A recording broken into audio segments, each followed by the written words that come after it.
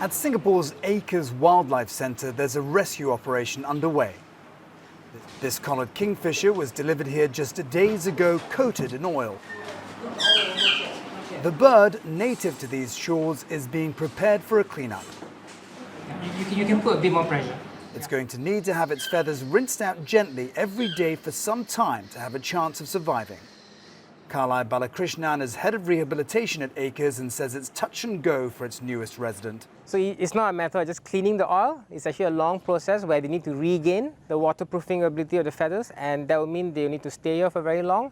And a lot of the aquatic birds don't do so well in captivity as well. So it's not so straightforward. Singapore's shoreline has been stained black by an oil spill. A Netherlands-flagged dredger hit a bunker vessel moored in the city-state's shipping straits a week ago, puncturing its tank. About 400 tons of fuel leaked out. A massive cleanup is already underway, but it's too early to assess the extent of the environmental damage and impact on wildlife. Besides kingfishers, other animals like otters and monitor lizards have been spotted covered in oil. Unless they're rescued and brought into rehabilitation centres, it's hard to know for sure whether they'll make it. The repercussions for creatures that live in the water will be a lot worse. A lot of the marine fauna is things that people don't normally see. They're not charismatic like birds and otters. So you get the small crabs, snails, small fish like mudskippers. And then in the water itself, you have the plankton. All of this will be affected by the oil.